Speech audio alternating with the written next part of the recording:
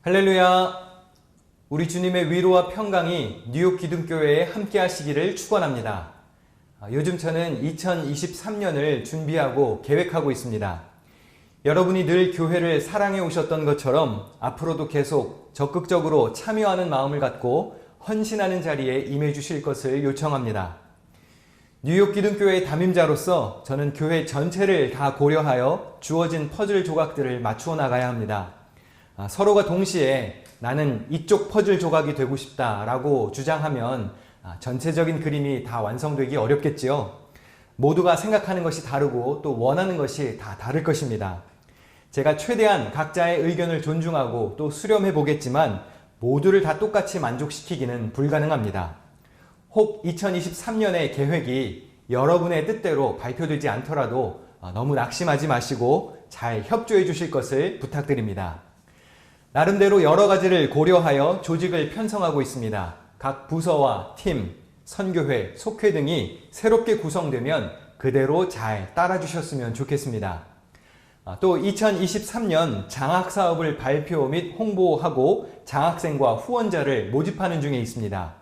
홍보물을 잘 참고하셔서 해당하는 학생들과 청년들은 신청해 주시고 또 여러분은 형편껏 후원하는 일에 동참해 주시면 감사하겠습니다. 액수가 적든지 많든지 정기적으로 관심 갖고 후원하는 이들이 늘어야 이 사업을 계속해 나갈 수 있습니다. 작년에 미진했던 것들을 잘 보완하고 정비하여 새해 사업을 준비했으니 동참해 주십시오. 우리 교회 자녀들과 소속하여 신앙생활하는 젊은이들에게 교회가 해줄 수 있는 일이 무엇이 있겠습니까? 적극적이고 실질적인 사랑을 베푸는 일 아니겠습니까? 교회가 학생들에게 지속적인 관심과 사랑을 베풀어 주어서 그들이 정성껏 돌봄받았다는 마음을 갖게 하고 싶습니다. 그것이 목자의 마음이고 하나님 아버지의 마음이겠지요. 나중에 이 젊은이들이 성장하여 교회에서 받은 은혜를 기억하고 자신들도 다른 이들에게 사랑을 베푸는 삶을 살게 되면 얼마나 뿌듯하고 또 감사한 일이겠습니까? 개인적으로 또 사업장 이름으로 선교회나 속회 등의 단체 이름으로 후원자가 되어 주십시오. 여러분의 크고 작은 사랑이 필요한 이들에게는 큰 힘이 될 것입니다. 이 장학사업은 오직 사랑을 실천하는 것이 목표입니다. 다른 취지는 없습니다. 거저 받았으니 거저 주라는 예수님의 말씀을 기억하며 필요한 이들에게 힘이 되는 것이 목적입니다. 장학생 모집 서류 신청과 후원자 모집은 2022년 11월 13일까지입니다. 세부적인 내용은 인쇄된 홍보물을 참고해 주시고요. 기타 문의는 교회 사무실에 해주시기 바랍니다. 여러분의 많은 관심과 사랑을 부탁드립니다. 자, 계속해서 잔소리 시리즈라는 제목으로 10계명을 살펴보고 있는데요. 오늘은 제9계명, 거짓 증거 금지에 관한 계명을 살펴보겠습니다. 이 설교 시리즈는 차준희 교수님의 책 교회 다니면서 10계명도 몰라를 주 교재로 사용하고 있습니다. 오늘 본문을 다시 읽어보겠습니다. 출애굽기 20장 16절입니다. 네 이웃에 대하여 거짓 증거하지 말라. 거짓 증거를 금하는 제9계명은 1차적으로 재판에서 거짓 진술을 하지 말라는 의미입니다. 오늘 본문에서 증거하다에 해당하는 히브리어 원문을 살펴보면 재판관 앞에서 증언하는 행위를 가리키는 말로 주로 소송 절차에 쓰이는 전문 용어입니다. 재판에서 증인이 진실하게 증언하면 사람을 살릴 수 있습니다. 그러나 거짓으로 증언하면 사람을 해칠 수도 있겠죠. 잠언 14장 25절에 진실한 증인은 사람의 생명을 구원하여도 거짓말을 뱉는 사람은 속이느니라 했습니다. 사형을 선고하는 재판에서는 적어도 2명 이상의 증인이 필요했습니다. 신명기 17장 6절에 사람을 죽일 때에는 한 사람의 증언만으로는 죽일 수 없으며 2-3사람의 증인이 있어야 합니다 했습니다. 고대 사회는 오늘날처럼 과학기술이나 수사 시스템이 발달했던 때가 아니죠. 그래서 객관적 증거물보다는 증인의 진술이 절대적으로 중요했습니다. 물론 쉽게 거짓 증언할 수 없도록 처벌 조치도 엄격하게 두었습니다. 신명기 19장 18절과 19절입니다. 재판관들은 자세히 조사한 뒤에 그 증인이 그 이웃에게 거짓 증언을 한 것이 판명되거든 그 증인이 그 이웃을 해치려고 마음먹었던 대로 그 이웃에게 갚아주어야 합니다. 그래서 당신들 가운데서 그런 악의 뿌리를 뽑아야 합니다. 거짓 진술을 했다가 들통나면 피고인이 받을 벌을 대신 받아야 했습니다. 하지만 이러한 엄격한 규정에도 불구하고 성경에 보면 거짓 증언 때문에 죄 없는 자가 재산을 뺏기고 사형 선고를 받은 일이 있습니다. 열왕기상 21장에 기록되어 있는 나봇의 포도원 사건이 여기에 해당합니다. 북이스라엘의 못된 왕 아합이 통치하던 시절에 벌어졌던 일입니다. 나봇이라는 사람에게는 조상 대대로 물려받아온 좋은 포도원이 있었습니다. 그런데 이 포도원이 아합 왕의 별장과 가까이 있었다는 게 문제의 시작이었습니다. 구약 성경에 등장하는 왕들 중에서 아합은 나쁜 왕 베스트 3, 월스트 3 안에 속하는 아주 못된 왕이었습니다. 그는 나봇의 포도원을 사서 자신의 마당으로 사용하고 싶었습니다. 하지만 당시 율법과 전통에 의하면 조상으로부터 물려받은 땅은 매매할 수가 없었습니다. 제 아무리 왕이라고 해도 나봇의 땅을 살 수 없었지요. 그러나 아합의 아내였던 이세벨은 거짓 증언을 매수하여 이런 짓을 꾸몄습니다. 건달 둘이 나와서 그와 마주 앉았다. 그리고 그 건달들은 백성 앞에서 나봇을 두고 거짓으로 나봇이 하나님과 임금님을 욕하였다 하고 증언하였다. 그렇게 하니 그들은 나봇을 성 바깥으로 끌고 가서 돌로 쳐서 죽였다고 했습니다. 거짓 증인들은 나봇이 하나님과 왕을 저주했다고 거짓말했습니다. 결국 나봇은 처형당하고 말았지요. 매수되었던 거짓 증인이 몇 명이었습니까? 2명이었습니다. 이세벨은 법적으로 증언의 효력이 있는 인원을 고려해서 거짓 증인을 매수했던 것입니다. 나쁜 짓을 하는 것도 악하지만 그것을 법적 효력까지 갖추도록 치밀하게 준비하여 나쁜 짓 하는 것은 더 악하고 하나님 보시기에도 좋지 않겠지요. 결국 이런 악행을 저질렀던 아합과 이세벨은 엘리야 선지자를 통해서 무서운 심판 메시지를 듣습니다. 하나님이 아합 왕에게 내린 경고를 한 구절만 읽어보겠습니다. 내가 너에게 재앙을 내려 너를 쓸어버리되 너 아합 가문에 속한 남자는 종이든지 자유인이든지 씨도 남기지 않고 이스라엘 가운데서 없애버리겠다고 하셨습니다. 우리의 위증 때문에 무고한 생명이 희생될 수도 있음을 기억해야 합니다. 우리의 일상생활에서도 중상모략하지 말아야 합니다. 중상모략이 무엇이지요? 근거 없는 말로 남을 헐뜯고 사실을 왜곡하거나 속임수를 써서 남을 해롭게 하는 일을 뜻합니다. 시편에 보면 거짓 증인으로 곤경에 처한 의인의 탄식이 자주 등장합니다. 시편 27편 12절입니다. 내 생명을 내 대적에게 맡기지 마소서. 위증자와 악을 토하는 자가 일어나 나를 치려함이니이다. 우리의 거짓된 진술 때문에 다른 누군가의 입에서 이러한 탄식이 쏟아져 나오지 않도록 진실한 입술이 되어야 합니다. 잠언 25장 18절입니다. 자기의 이웃을 쳐서 거짓 증거하는 사람은 방망이요 칼이요 뾰족한 화살이라고 했습니다. 거짓 증거를 금하는 제9계명을 조금 더 넓은 의미에서 해석하면 이웃을 해치는 모든 형태의 부정적인 말, 거짓말을 금하는 것이라고 할 수 있습니다. 거짓말, 허위사실 유포, 날조, 악의로 하는 중상모략 등이 여기에 속합니다. 시편 101편 7절입니다. 거짓을 행하는 자는 내 집 안에 거주하지 못하며 거짓말하는 자는 내 목전에 서지 못한다고 하나님이 말씀하셨습니다. 특히 근거 없는 헛소문을 퍼뜨리거나 다른 사람을 헐뜯기 위해 사실을 부풀린다든지 조작하는 행위도 여기에 포함됩니다. 우리의 말이 이웃의 명예나 생명에 손해를 끼치지 않고 보호해 주도록 노력해야 합니다. 레위기 19장 16절입니다. 너는 내 백성 중에 돌아다니며 사람을 비방하지 말며 네 이웃의 피를 흘려 이익을 도모하지 말라. 나는 여호와이니라. 잠언 저자는 하나님께서 싫어하시는 일들을 이렇게 나열합니다. 여호와께서 미워하시는 것, 곧 그의 마음에 싫어하시는 것이 67가지니 곧 교만한 눈과 거짓된 혀와 무죄한 자의 피를 흘리는 손과 악한 계교를 꾀하는 마음과 빨리 악으로 달려가는 발과 거짓을 말하는 망령된 증인과 및 형제 사이를 이간하는 자이니라. 7가지 죄악 중에 거짓과 관련된 항목들도 눈에 보입니다. 하나님은 그만큼 거짓말을 싫어하신다는 뜻이겠죠. 그리스도인은 진실을 말하는 입술이 되어야 합니다. 잠언 12장 22절에 거짓 입술은 여호와께 미움을 받아도 진실하게 행하는 자는 그의 기뻐하심을 받는다고 했습니다. 하나님 앞에 설 수 있는 사람이 누구일까요?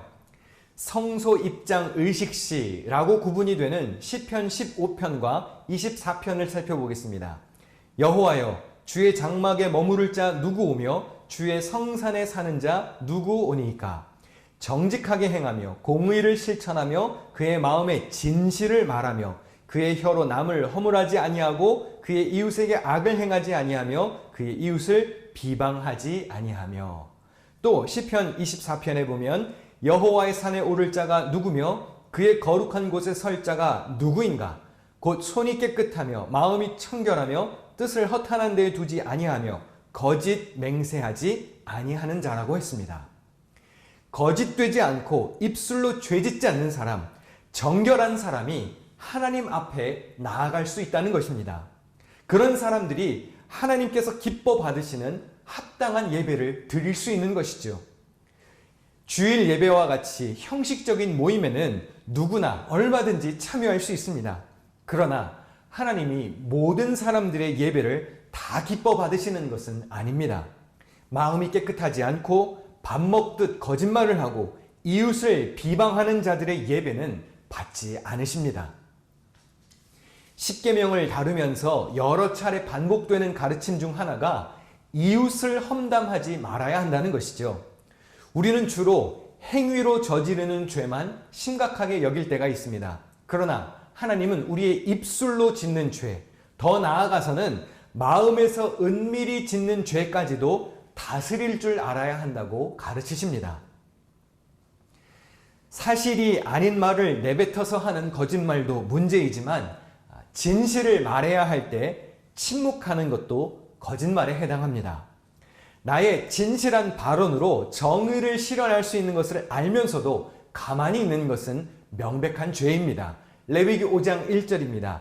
만일 누구든지 저주하는 소리를 듣고서도 증인이 되어 그가 본 것이나 알고 있는 것을 알리지 아니하면 그는 자기의 죄를 져야 할 것이요 그 허물이 그에게로 돌아간다고 했습니다. 가해자와 피해자를 가리는 재판에서는 물론이고 우리의 일상에서도 진실을 말해야 하는 것은 너무나도 중요합니다. 특히 우리는 예수 그리스도의 은혜와 사랑을 입은 자로 그분의 증인으로 살아가는 자들이죠. 사도행전 1장 8절에 오직 성령이 너희에게 임하시면 너희가 권능을 받고 예루살렘과 온 유대와 사마리아와 땅끝까지 이르러 내 증인이 되리라 하시니라 했습니다. 우리가 모두 초대교회의 성도들처럼 복음 때문에 순교를 당하는 그런 엄청난 희생을 감당하지는 못할 수도 있습니다. 그러나 적어도 우리가 하나님의 사랑을 전하고 예수 그리스도의 은혜와 성령님의 역사를 전하는 신실한 증인으로 살아가는 일에는 힘써야 하지 않겠습니까? 복음의 증인으로 살아가야 할 우리가 진리를 외치지 못하고 침묵하여 살아간다면 그 또한 제9계명, 이것을 어기는 거짓 증거, 침묵의 거짓말을 하게 되는 것입니다. 순교를 당했던 성도들이 왜 그토록 잔인하게 죽임을 당했을까요? 아주 잠깐만 하나님을 외면하고 거짓말을 하거나 침묵했더라면 그들도 순교의 고통은 피할 수 있었을 것입니다. 그러나 그들이 받았던 은혜, 그들이 경험하는 하나님의 사랑을 도저히 침묵할 수 없었고 감출 수가 없었기 때문에 입술을 열어서 전할 수밖에 없었던 것입니다. 베드로와 요한이 예수님을 전하는 것 때문에 공회에 붙들려 갔습니다. 종교 지도자들과 예수님의 적대 세력이 다시는 예수님의 이름으로 말하고 다니지 말라고 아주 강하게 위협했습니다. 한때 그들은 주님을 부인하고 도망쳤던 제자들이죠. 그러나 이제는 부활의 증인이 되었고 성령의 충만을 경험했던 제자들이었습니다. 자신을 협박하는 권력자들을 향해서 이번에는 이렇게 당돌하게 외쳤습니다. 우리는 보고 들은 것을 말하지 아니할 수 없다. 우리가 만난 예수, 우리가 경험한 그분의 능력, 우리가 들었던 그분의 말씀, 진리이신 그분에 대해서 우리는 침묵할 수가 없다는 것입니다.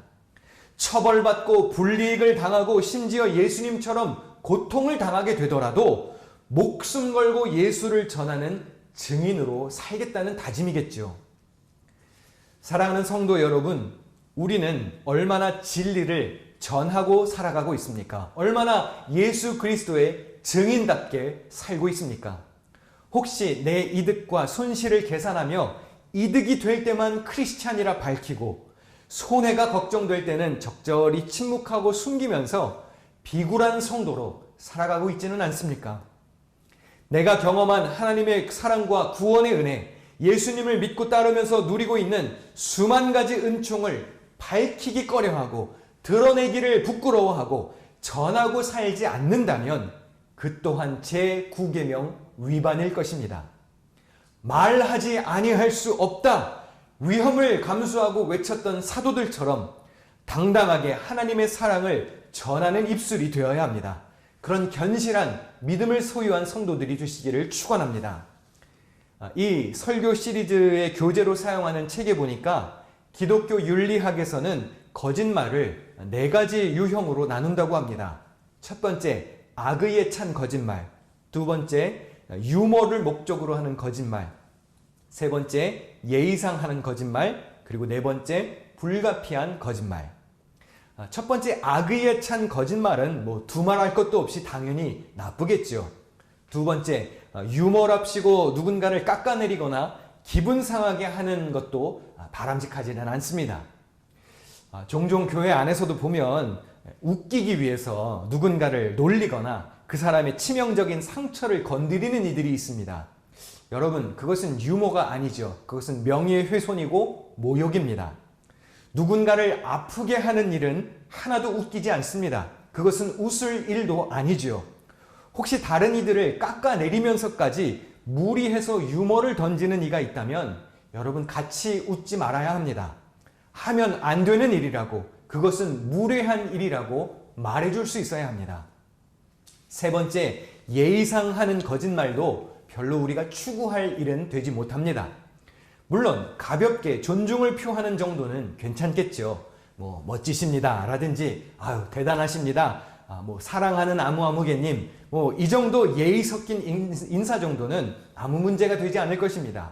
그러나 상대방의 비위를 맞춰주기 위해서 마음에도 없는 소리를 지나치게 과장해서 한다든지 계속해서 반복해서 하는 것은 듣기가 거북합니다. 여러분, 칭찬도 정도껏 해야지 너무 오버하면 그 사람 피하고 싶습니다. 예의상 높여주는 말은 티가 나거든요. 그것이 아부와 아첨이 되지 않도록 주의해야 합니다. 거짓말이 결코 좋은 것은 아닙니다. 그러나 우리가 살다가 보면 불가피한 거짓말이 필요할 때도 있습니다. 선의의 거짓말이라고도 하죠. 진실보다는 거짓말이 의로운 사람의 생명을 살릴 수 있는 경우도 있습니다. 물론 약자를 보호하기 위해 거짓말을 아무 때나 다 한다고 그것이 다 정당화된다는 뜻은 아닙니다. 매우 제한적인 경우에 진실보다는 거짓말이 억울한 이웃의 생명을 건지기도 합니다. 가령 출애굽기 1장에 보면 히브리 산파인 시브라와 부하에 관한 이야기가 나옵니다. 당시 이집트의 파라오는 이스라엘 백성들의 인구가 증가하는 것에 위협을 느끼고 남자 아기가 태어나면 모두 죽이라고 명령하죠. 그런데 이 히브리 산파들은 바로의 명령을 어기고 남자 아이들을 살려주었습니다. 모세가 대표적인 예이지요. 이 사실을 이집트의 왕이 알게 되었고 산파들을 불러서 추궁했습니다. 그때 산파들이 이렇게 둘러댔습니다. 히브리 여인들은 이집트 여인들과 같지 않습니다. 그들은 기운이 좋아서 산파가 그들에게 이르기도 전에 아기를 낳아버립니다. 여러분, 이것이 말이 된다고 생각하시나요? 논리적으로 말이 안 되는 진술이죠. 거짓말입니다. 히브리인들이 출산의 은사를 받은 민족도 아니고 산파가 도와주기도 전에 무슨 기계처럼 아기를 낳는다는 것이 말이 되겠습니까? 그런데 이렇게 거짓말을 했던 히브리 산파들에게 하나님은 이렇게 축복을 내리십니다. 그 산파들은 하나님을 경외하였으므로 하나님이 그들의 집안을 흥왕하게 하신지라. 이 거짓말은 생명을 살리기 위한 거짓말이었습니다. 이집트의 왕보다 하나님을 경외하는 마음으로 했던 의로운 거짓말, 불가피한 거짓말이었기 때문에 하나님은 이 행위를 책망하지 않으셨습니다. 오히려 은혜를 베푸셨지요. 이런 경우는 이것을 거짓말이라고 표현하기는 어렵겠습니다. 종교개혁자 마틴 루터가 얘기했던 것처럼 이것은 사탄의 광분을 잠재우고 타인의 명예와 생명과 유익에 이바지하는 미덕이요 훌륭한 배려이다 라고 말할 수 있을 것입니다. 제가 예전에 한 성도님에게 이런 사연을 들은 기억이 납니다. 본인이 임신한 지 얼마 되지 않았을 때의 일이었습니다. 아직 임신 초기였고 정밀 진단을 받고 안정기에 들어갈 때까지는 임신 사실을 밝히기가 조심스러워서 말하지 않고 있었답니다. 어렵게 교회 담임 목사님에게만 말씀을 드렸고 때가 되면 본인이 성도들에게 다 알릴 것이니까 그때까지는 광고하지 마시고 목사님만 조용히 아시고 그저 기도만 해달라고 부탁을 드렸답니다.